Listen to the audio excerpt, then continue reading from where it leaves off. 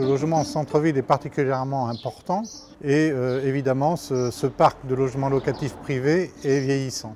On a une action particulièrement ciblée vers ces logements-là. Les propriétaires vont recevoir des aides pour rénover leur logement et bien sûr derrière ces aides il y a un conventionnement pour que les loyers soient plafonnés. L'objectif que l'on recherche n'est pas simplement de mettre un patrimoine au goût du jour mais aussi de pouvoir loger les gens, notamment ceux qui ont des revenus les plus modestes.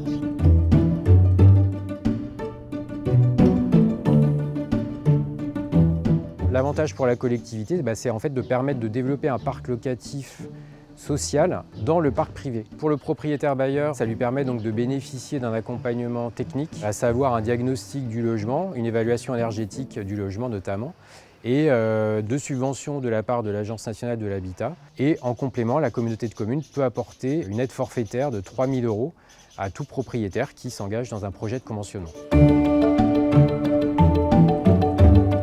Je suis parti sur le logement conventionné avec subvention. Même si les contraintes sont supérieures, il faut passer par des artisans, il faut passer par un maître d'œuvre pour le suivi de chantier. Ça permet quand même d'amortir l'ensemble des travaux. La rénovation totale, c'est 240 000 €.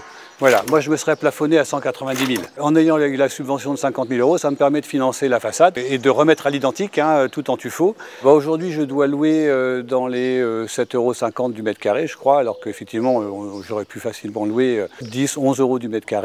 Plus vous louez, plus vous avez après du revenu foncier. Plus vous avez du revenu foncier, plus vous payez d'impôts. Donc c'est les chiens qui se mordent la queue. Tout le monde est content quand on arrive à avoir un logement bien et en même temps pas trop cher.